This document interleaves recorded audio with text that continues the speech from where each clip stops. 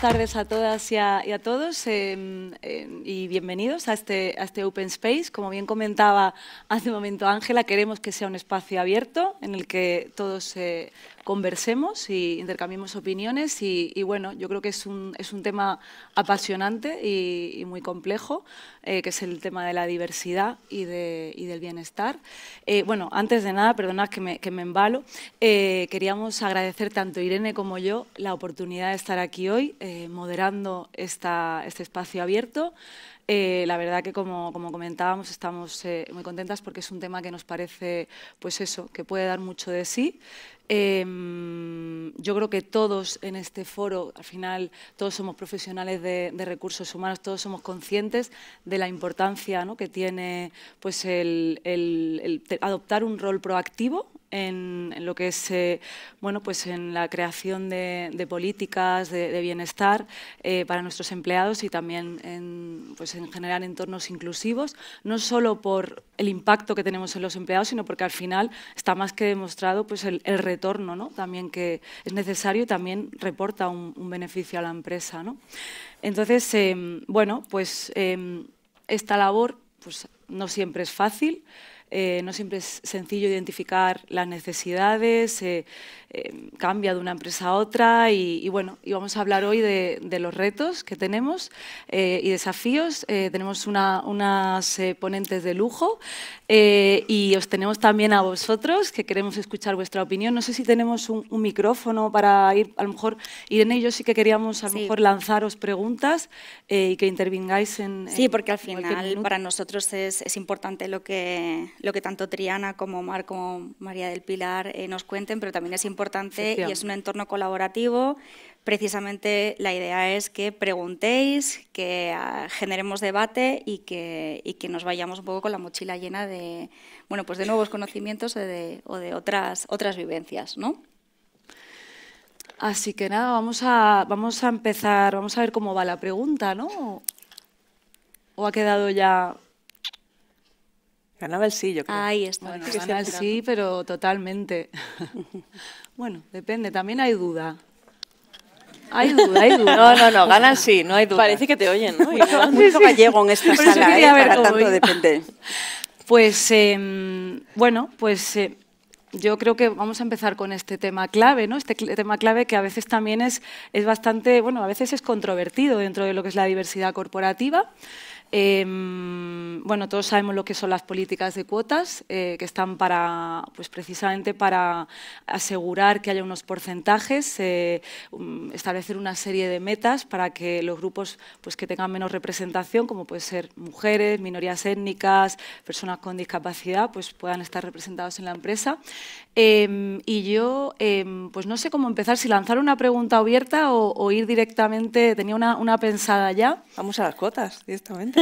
Vamos a las cuotas.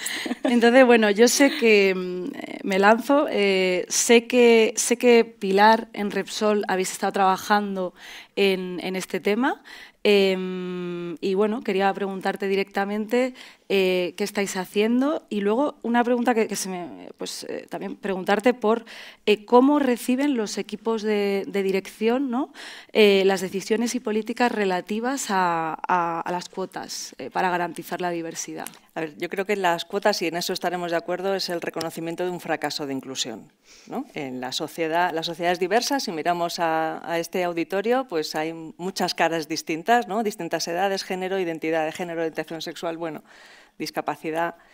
Entonces, si dentro de la empresa no tenemos reflejada esa diversidad, eso es un fracaso. Es un fracaso de la sociedad y es un fracaso de la empresa, ¿no? Entonces, las cuotas existen porque esa inclusión ha fracasado. Entonces, no nos gustan, claro que no nos gustan, pero a nadie. No nos gustan a las empresas porque tenemos la sensación de que nos resta capacidad de gestión y no nos gustan a las personas porque incluso pensamos que formamos parte de una cuota y que estamos ahí por la cuota, ¿no? Entonces, no nos gusta a nadie, pero la realidad es que mientras exista la diferencia, mientras exista las barreras a la inclusión, nos está obligando a minar el talento de manera distinta. Entonces, cuando en una organización llega un indicador, un objetivo, una cuota que viene por ley, se han comentado en varias ocasiones, pues nuestro papel desde el área de recursos humanos es, yo diría que triple. Por una parte, sensibilizar a la organización para que nos hagamos conscientes de que sí hay un problema que tenemos que gestionar y que no se va a solucionar solo por el paso del tiempo, ¿no? Pues las mujeres se han incorporado al mercado laboral, ya llegarán, las personas con discapacidad se irán formando y ya llegarán. No, hay que hacer cosas. Entonces, tenemos que acompañar a nuestros líderes para sensibilizarles acerca de que sí existe un problema y que es su responsabilidad gestionarlo. Por supuesto, formar para dotarles de las habilidades, de los conocimientos que se necesita para mirar el talento de manera distinta, que a veces no es tan evidente, y lo que nos mata en las organizaciones con respecto a la diversidad es el sesgo de afinidad. Todos queremos estar con gente como nosotros, ¿no? Entonces, formar a las personas con una responsabilidad de liderazgo para aprender a mirar el talento distinto. Y luego, acompañar mucho, porque en los momentos de la verdad es donde ocurren las cosas, ¿no? En el momento de la cobertura de una vacante, en el momento de una promoción, de una decisión de compensación. Ahí es donde tenemos, todos los que estamos aquí, un rol fundamental en estar presente en ese momento de la verdad para acompañar esa decisión y que realmente ocurran las cosas y que reflejemos en nuestra organización lo que ya está pasando en la sociedad, ¿no? La diversidad que existe. Bueno, no me extiendo para poder comentar entre todas. Sí, desde luego que tienes toda la razón y además nos gustaría ir un paso más allá, ¿no? Al final, porque efectivamente hablamos desde nuestro rol tenemos que favorecer precisamente esa diversidad, ¿no? Y tenemos que trabajar para ello y necesitamos métricas y necesitamos hacer acciones para que esto se cumpla. Desde tu posición, ¿cuáles son esas acciones que apoyan un poco animar a esos colectivos a incorporarse dentro de las organizaciones y cómo el equipo directivo pues hace ese cascade down para que todo el mundo sienta un poco que el ADN de la compañía va hacia el mismo objetivo, ¿no? Háblanos un poco de esas acciones que se ponen en marcha para cumplir un poco con esta representación en los equipos. Tenemos 2 días, ¿no?, de mesa. Que esto ya... Pues mira, yo creo que hay 3 ámbitos cuando hablamos de diversidad a los que atender, ¿no? Hay un ámbito de contexto social. Y bueno, pues el evento que tenemos hoy aquí también sirve para generar conciencia, generar empatía en la sociedad, nos ayuda a extender mensaje, pero bueno, el contexto social nos afecta, el rol de la mujer en la sociedad es uno, distinto aquí en Madrid que probablemente en Puerto Llano, que es donde tenemos nosotros un complejo industrial, o en Perú, ¿no? Entonces el contexto social nos afecta y tenemos que atenderle a él. Pero nosotros desde Recursos Humanos tenemos una doble responsabilidad en la empresa. Una es la cultura de mi empresa, ¿no?, el sector en el que trabajo, la tradición que tiene, la industria, pues el sector de la energía, por ejemplo, es un sector muy masculinizado, ¿no?, en el que la mujer se ha incorporado recientemente al mercado de talento. Y luego son los propios colectivos. El propio colectivo que yo deseo incrementar la inclusión, ¿no? También tengo que apoyar a ese grupo de personas, a dotarles de habilidades, de recursos, a eliminar barreras a su inclusión. Entonces, hay que trabajar mucho en la cultura, la evolución cultural, y se ha hablado en la mesa anterior sobre transformación cultural, y eso hay que acompañarlo mucho, la formación, la comunicación, las herramientas de gestión, los indicadores, las métricas, los comités de diversidad, todo eso ayuda a que esto sea una prioridad, y si está en la agenda de la alta dirección es una prioridad y si no, no lo es. Si está solamente en nuestra agenda va a ser pues un avance menor, pero si está en la agenda de nuestro CEO probablemente ocurrirá antes. Sí, es mucho más. Y luego acompañar al propio colectivo, ¿no?, al colectivo de mujeres, de personas con discapacidad, del colectivo LGTBI, a que tengan las herramientas, la capacidad y el entorno para ser ellos mismos en el entorno de trabajo y desarrollar su potencial sin más barreras que los demás, ¿no? Totalmente de acuerdo. ¿Alguien más quiere aportar o quiere hacer alguna pregunta más relacionada con este ámbito? ¿Tenemos el micro? Sí, sí. Están tímidos todavía, ahora ya se les va pasando. Muy bien. Pues, si os parece, podemos hablar de un segundo bloque, que yo creo que bueno, es interesante ver cómo, pues al final, a raíz del COVID y todo, la pandemia, ¿no? Cómo ha cambiado el mundo laboral, ¿no? Con el tema de que ha llegado el trabajo en remoto, ha habido una globalización del talento, ¿no? Y entonces a mí me gustaría saber, bueno, pues, Triana, que estás en una empresa que os dedicáis a buscar talento en remoto, ¿no? A nivel internacional, en materia de diversidad corporativa, me gustaría saber tu opinión sobre cómo puede el trabajo en remoto contribuir a la diversidad corporativa. Es una muy buena pregunta. Yo creo que yo vengo aquí a la mesa, si el tema ya es suficientemente complejo y extenso, añadir como una capa más, ¿no? Vamos a poner el tema de las barreras geográficas a la hora de hablar de diversidad corporativa. Nosotros nos dedicamos, como ha dicho Lisa, no solo a buscarlo, sino a contratarlo, y veo cada vez más en las empresas, en startups que están creciendo muy rápido, cómo integran una política de trabajo remoto sin poner barrera geográfica, por el tema del talento global, también porque obviamente es mucho más fácil rellenar las vacantes si no tengo esas barreras, pero también como factor que la empresa ofrece a su empleado de diversidad corporativa, ¿no? Es una manera de garantizarlo, el tema de poder contratar allá donde encuentre el talento. Yo soy muy preguntona, aquellos que ya han estado conmigo en algún evento saben un poco cómo va, pero para que participáis un poquito con nosotros y tengáis un poco de muestreo de los compis que tenéis por aquí, ¿podría levantar la mano a aquella persona que en su equipo tenga a gente de diferentes nacionalidades o que tenga equipos compuestos de gente que trabaja desde varios países? Yo misma. Bueno, yo a mano alzada sí digo que un 45% me lo invento, pero para que veáis que realmente es una herramienta ese tipo de contratación internacional para enriquecer o para ofrecer las mismas posibilidades de manera global.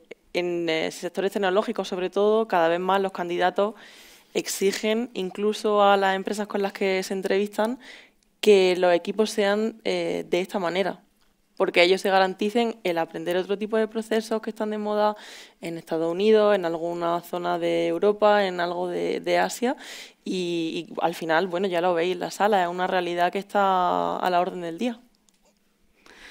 Pues sí, yo también quería comentar que creo que ha traído más beneficios, obviamente, pero luego también, yo trabajo personalmente en una empresa también que es full remote y plantea sus propios retos y desafíos, ¿no? El implementar políticas de diversidad y políticas de todo tipo, ¿no? De bienestar también para los empleados cuando los tienes en diferentes ubicaciones geográficas. Sobre todo, bueno, están las barreras de la propia legislación, los propios países, y luego el tema del control de las iniciativas, seguimiento de las iniciativas.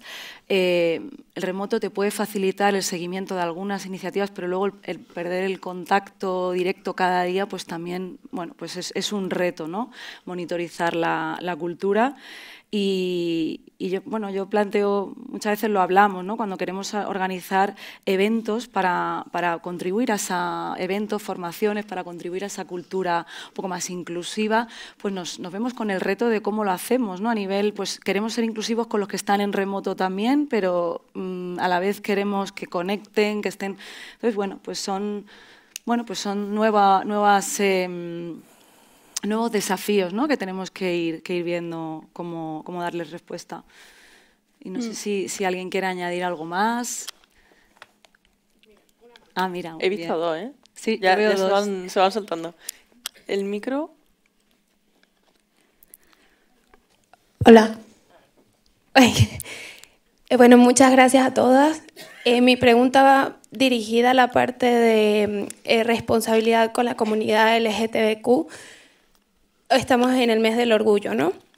Entonces, hay muchas empresas que ponen la bandera de la comunidad LGTBQI+, en sus logos este mes y ya el próximo mes se olvidan. Entonces, la primera pregunta es, ¿cómo hacer para que este tipo de acciones sean más prolongadas? Y por otra parte, ¿cómo atacarlos desde el contexto social? Porque es verdad que, así como ha dicho Pilar, no es lo mismo el contexto social aquí en España que en Perú, pero es una responsabilidad de todos y hay que atacarlo a nivel global. Entonces, ¿cómo atacar este tema de cultura de empresa ya a un nivel como mucho más extendido según el contexto social. Gracias. Pues me lanzo, si os parece. Si yo tuviera que elegir una sola medida para promover la diversidad en una empresa y para que realmente avance, una sola, solo tengo presupuesto para hacer una sola cosa, crearía una red. Una red de personas que se identifican con esa dimensión de diversidad, sea de género, sea de discapacidad, sea el colectivo LGTBI, porque hablamos ya de propósito personal. Y esas personas, ¿no?, es todo un músculo que se multiplica para generar iniciativas, extender cultura, extender conocimiento y sensibilización. Entonces, nosotros lo hemos vivido dentro de nuestra compañía. Nosotros lo primero que hicimos fue crear la red para recibir información. No puedes poner en marcha un programa de diversidad sin tener en cuenta la voz del grupo de personas que quieres mejorar su inclusión. Entonces, creamos una red y a partir de ahí hemos mejorado pues, la sensibilización, la comunicación, la formación, hemos extendido beneficios, hemos puesto los símbolos, evidentemente, pero solo tiene continuidad cuando hay un propósito verdadero detrás. Y ese propósito tiene que estar conectado con los valores de la compañía, no cabe duda, pero cuando hay un grupo de personas que tiene esto entre su propósito personal, el avance y la velocidad y la sostenibilidad en el proyecto es mucho más alto, ¿no? Y con respecto al contexto local que decías, pues comparto totalmente el comentario. Fíjate en nosotros que somos una compañía de energía y estamos presentes pues, oye, en España, donde el matrimonio entre personas del mismo sexo está reconocido, o en Libia o en otros sitios donde no solo no está reconocido, sino que está penado, ¿no? Entonces, oye, nuestro mensaje es, dentro de la compañía hay un valor fundamental en nuestra organización que es el respeto. Entonces, más allá del contexto local, nosotros tenemos la obligación de respetar a todos los empleados, independientemente de sus características personales, background, etcétera. Entonces, en algunos países puedes avanzar más, como es el caso de España, Estados Unidos o muchos otros países, y en otros pues, se puede avanzar menos, porque incluso puedes poner en riesgo a las personas, ¿no? Entonces, el contexto local importa muchísimo, más en algunas dimensiones que en otras, pero por supuesto que hay que tenerlo en cuenta, claro que sí. Teníamos otra pregunta. Hay otra pregunta.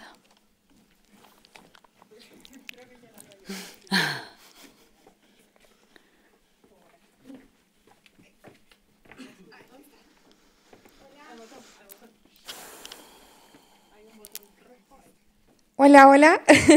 Bueno, mi nombre es María Fernanda. Yo vengo de la empresa Acuario. Nosotros nos dedicamos a la inteligencia artificial y a la explotación del dato.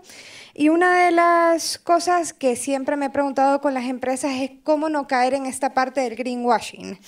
Y decir, sí, yo soy diverso, porque tengo planes, porque tengo gente, pero ¿qué tipo de herramientas ustedes ocupan para medir la diversidad y decir sobre esta diversidad que yo estoy contribuyendo en mi empresa, a ver qué cambios estoy haciendo y cómo puedo medir también ese retorno de inversión que al fin y al cabo a las empresas es lo que les interesa? ¿Qué tipo de herramientas ustedes ocupan para poder decir al 100% que son una empresa diversa o están comenzando a ser diversos?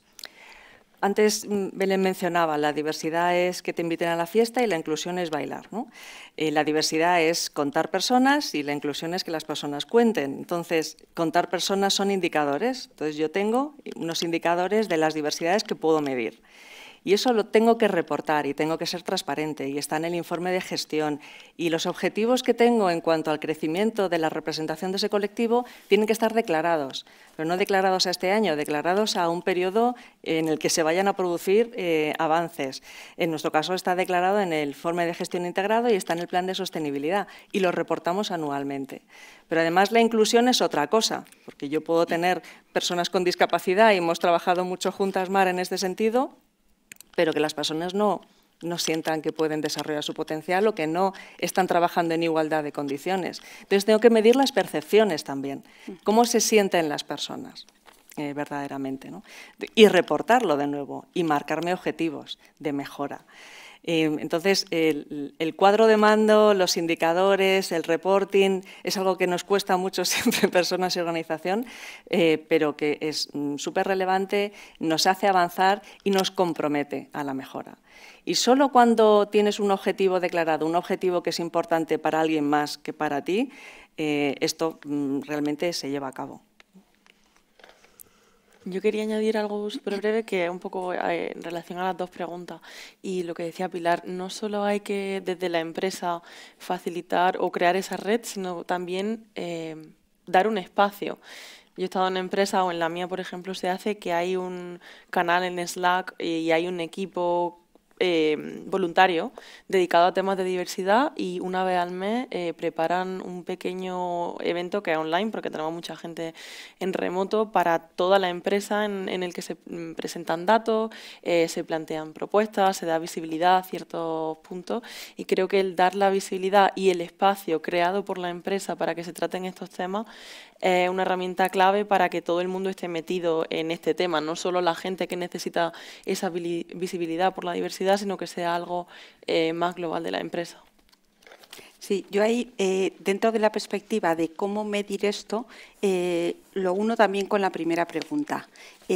Cuota sí, cuota no. Mi tendencia como gallega era contestar depende, ¿no? Pero con las cuotas he de confesar que tengo la fe del converso. Porque inicialmente, desde mi perspectiva como Fundación 11 o desde mi perspectiva como EGECON, que tenemos aquí también a Julio y a miembros de la Junta Directiva, yo no quería estar en ningún sitio por una cuota. Pero sí que es verdad que tengo la fe del converso porque lo que no se mide, lo que no se establece en un plan, nunca se consigue. Entonces, si no, asistimos a el mes del orgullo, el mes de la mujer en marzo, el Día Internacional de las Personas con Discapacidad, de año en año, donde los diálogos casi se reproducen y todos los años suspiramos un poco por los mismos retos, ¿no? Entonces, cuota no es cuota sí o cuota no, sino que detrás de esa cuota, detrás de ese KPI, hay un plan y pasamos un poco del buenismo a establecer un plan de trabajo. Decía Pilar que trabajamos mucho con Repsol de forma muy intensa y con excelentes resultados, pero era un trabajo donde había un propósito, había una colaboración conjunta, pero había un Excel con KPIs y en donde íbamos un poco midiendo y trabajando todo esto. No establecer una cuota o no establecer un plan es como decirle al equipo comercial que venda todo lo que pueda y que no vamos a establecer un objetivo, ¿no?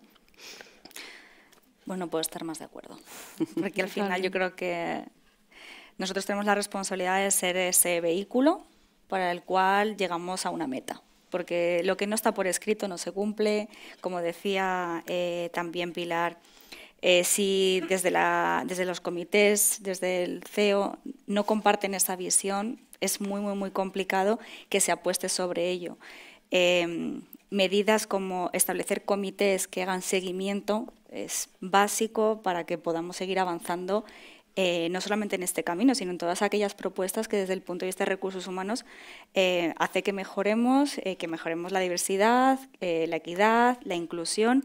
Y aunque somos como seres muy sociales al final en recursos humanos, pero cada vez medimos más. La analítica es nuestro vehículo para conseguir un objetivo, porque el número habla y el número nos cuenta muchas historias al final, ¿no? Y sin el establecimiento de esos objetivos, esas metas, esas métricas, año tras año sería absolutamente imposible avanzar en el establecimiento de estos nuevos procesos, políticas, procedimientos y desde mi experiencia un poco es eso, todo lo que no está por escrito, todo lo que no te ayuda a comprometerte con una idea o con una meta es muy, muy, muy complicado que la puedas llevar a término, ¿no? Entonces, me ha gustado mucho tu ejemplo de no puedes decir a un equipo de ventas vende todo lo que puedas, sino tienes que hacer un objetivo. ¿Para qué? Para que tú también tengas esa ambición, ¿no?, de conseguir ese objetivo, algo por lo que te levantes y digas, oye, voy a ver cómo puedo mejorarlo, voy a ver cómo puedo trabajarlo y además quiero contagiar de esto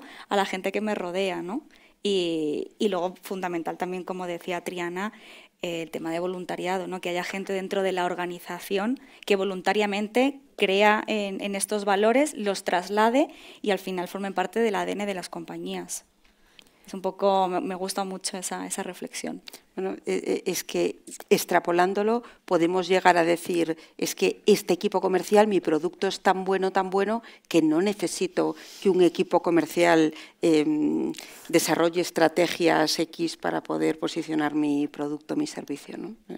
Sí, desde luego. Y hablando de medición, también es importante mencionar la capacidad analítica que tenemos ahora, ¿no? Totalmente. Y los análisis avanzados en las organizaciones cuentan historias. Y pueden contar historias de inclusión o lo contrario, hacer aflorar y evidenciar pues sesgos que hay en la organización, ¿no? ¿Con qué correlaciona la evaluación de desempeño en vuestras organizaciones?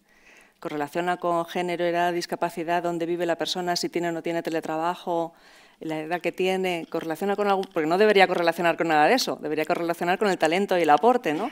Entonces, analítica de datos es una herramienta súper potente que tenemos en el área de diversidad y que nos puede ayudar a evidenciar problemas. Lo que no se presenta con evidencia son simplemente opiniones y tan válida la tuya como la mía, ¿no? Totalmente. Entonces, nos cargamos de evidencia y de opinión sólida cuando presentas una analítica potente. Y datos tenemos todos, ¿no? Exacto. Hay que mantener esa calidad. Esa es una labor, además, que no realizan las máquinas. O sea, lo importante es apoyarnos en la inteligencia artificial, apoyarnos en la tecnología para poner a la persona en el centro, esa frase tan manida pero tan importante cuando se vive de verdad, para tener desarrollos, para dar soluciones a problemas que no podemos ni imaginar. Pero ahí es muy importante esa parte de analítica que dice Pilar y es muy importante también la parte de trabajar de forma colaborativa, que es otro de los ámbitos donde el ChatGPT ni la versión 4 ni la quinta seguro que están preparando puede llegar ahí, ¿no? Comentaba antes Pilar, bueno, pues cómo trabajamos desde Repsol y Fundación 11 pues para integrar a personas con discapacidad, con su interseccionalidad también, ¿no? Personas con discapacidad, diversidad de género, diversidad de orientación sexual, con mucha interseccionalidad ahí. Bueno, pues colaborando y realizando un proyecto donde al final estaba implicada toda vuestra compañía, o sea, hay recursos humanos de verdad, orquestó un cambio, pero que fue transversal en todas las áreas y recuerdo, hablando de la alta dirección, al presidente Brufao diciendo que esto era vital para Repsol y que lo importante era el talento y todo lo demás siempre se podía adaptar, ¿no? Volviendo a la pregunta del principio de las cuotas, estamos hablando de que la representación de personas con discapacidad en la sociedad es en torno al 10%, 10, 12%, dependiendo de la edad, ¿no? Se nos pide un 2% a las empresas. O sea, ¿cómo no vamos a considerar no solo llegar, sino exceder esa cuota? Pues debería ser una simple referencia, ¿no? Vamos a trabajar por eliminar las barreras tanto sociales como de nuestra propia empresa para que el talento que existe en ese segmento de la sociedad pueda incorporarse a la compañía, ¿no? Totalmente. Y desde Fundación Mar, volviendo un poco a esa incorporación de talentos a las organizaciones, ¿cuáles son los principales retos que os encontráis a la hora bueno, pues de hacer procesos de selección para personas con discapacidad? ¿Cómo impactan las contrataciones? ¿Cómo gestionáis toda esta parte, bueno, pues esos retos, lo que decía, a la hora de contratar ese talento con discapacidad? ¿Cuáles son los principales retos que os encontráis? Bueno, ahí somos un poco ese puente que une a personas con distintos tipos de discapacidad que tienen mucho talento con las empresas que buscan talento. ¿Qué ocurre? Que a veces dentro de ese proceso lo que tenemos es que entender muy bien qué es lo que necesitan las empresas para orientar, desarrollar, formar a las personas con discapacidad y hacer que lo que es un proyecto que sea lineal sea un círculo y de alguna manera se colabore en ese ámbito. Los retos, bueno, pues estamos asistiendo a todos los retos y sumado a todos los retos de este propio contexto, ¿no? Decimos que el talento el futuro del talento se escribe un poco en 3D de desafío, porque las organizaciones que permanezcan, las organizaciones que se enfrenten a este mundo cada vez más complejo, tienen que abordar correctamente el desafío del talento, es lo más importante. De digital, ahí estamos pues colaborando en formar en profesiones digitales a personas con discapacidad, profesiones que nos están diciendo las empresas, en también transformar y readaptar competencias de perfiles más tradicionales, dar esas competencias transversales digitales y también en diverso. Ese futuro, esas 3D es desafío digital y diverso, porque ese talento diverso, como decía Pilar, como decía Triana, es un poco esa representación de esos clientes que toda empresa necesita, ¿no? Se necesita talento y se necesita clientes.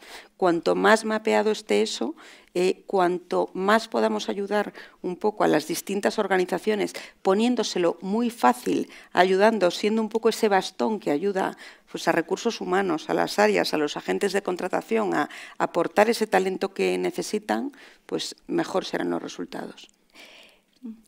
Comentabas, me he apuntado una cosa porque te quiero hacer la pregunta, pero yo ya me sabría la respuesta. Mejor que ChatGPT. Mucho más. Yo soy una defensora de ChatGPT. Formación. Hablabas de la formación a las personas con discapacidad para adaptarlas al entorno. Pero yo creo que también es más importante, sin duda, desde mi punto de vista, formar a los equipos con los que esas personas van a trabajar. ¿Cómo lo enfrentáis desde la Fundación? Muy buena. Pues eso os lo puede contar también Pilar, lo que hubo años que formamos a más de 1.000 personas. Más de 8.000 más. Más de 8.000. Estos son los años ya que me hace... porque eran como 1.000 por año. Sí. Pero era clave, esta parte era clave y fue lo que hizo tener pues, esos resultados de inserción y tener también una verdadera cultura transversal, transformadora de la organización en ese ámbito. Clave. Para mí es vital.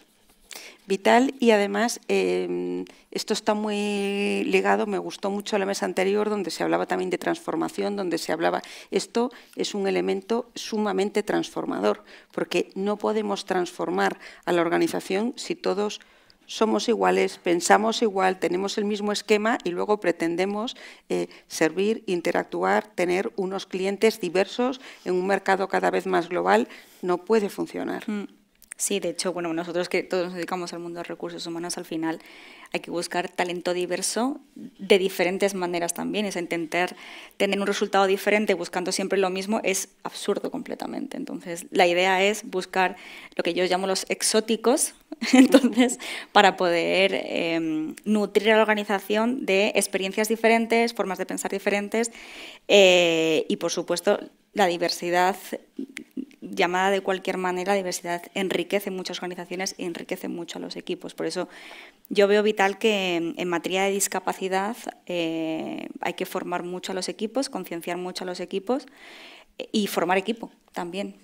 Formar equipos clave y, insisto, de verdad, ayudar en todas esas fases del proceso. Esto, al final, tenemos que explicar cómo les podemos ayudar y saber un poco que en todas esas fases nosotros vamos a estar ahí y vamos un poco a encontrar el mejor talento, pero sin necesidad de pescar siempre en el mismo caladero de talento.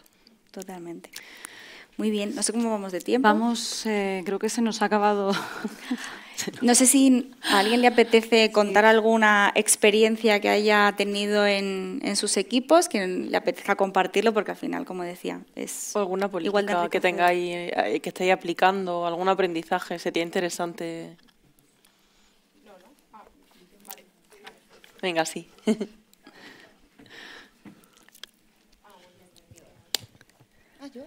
Pensaba que era alguien más. ¿Qué tal? Bueno, más que compartir una best practice o una duda, no he podido resistirme a compartir un pensamiento que estaba en mi cabeza mientras os escuchaba, ¿no? Que probablemente no tengáis la respuesta, pero lo hago en voz alta ya que me he lanzado. ¿Qué opináis de este posicionamiento que tenemos en las compañías muy frecuente de meritocracia, sesiones de calibración, evaluación del rendimiento, contra el plano de diversidad y diferentes capacidades? Eso es un pensamiento. Muy buena y ligada también a... Bueno, nosotros estamos trabajando en todo el mundo de la inteligencia artificial, los algoritmos, tenemos un programa con Microsoft que se llama GOSA para profundizar ahí, porque muchas veces toda esa parte objetiviza desde ese pretendido mérito o de lo que funciona, objetiviza algo que está basado en modelos de pasado, en donde no había diversidad, donde no había mujeres, donde no había distintos elementos que van a ser muy necesarios en el futuro. Al margen ya de consideraciones vinculadas a diversidad o no, ojo, porque a nosotros nos pasa a veces que incluso en algoritmos vinculados para perfiles muy junior, curso por año. Bueno, curso por año, ¿por qué? Porque esta persona a lo mejor ha tenido un problema de salud que lo que tú buscas detrás de curso por año, que es una persona que sea trabajadora, que cumpla, pues es que a lo mejor ha cumplido más porque se ha pasado 1 año y pico en el hospital con intervenciones, con tal, y se ha sacado su grado en 5 años en vez de en 4, ¿no? Entonces ahí que tengamos, no podemos ir al mundo de la diversidad, al mundo de la analítica, al mundo del dato, desde una perspectiva muy objetiva con una visión así. Y ahí los humanoides somos los que tenemos que poner un poco esa inteligencia, como bien decía Pilar, ver el dato, pero analizar ese dato. Nos puede ser muy sencillo obtener un dato que antes había 3 personas calculándolo, pero luego tenemos que analizarlo y tenemos que analizarlo con una proyección de futuro también.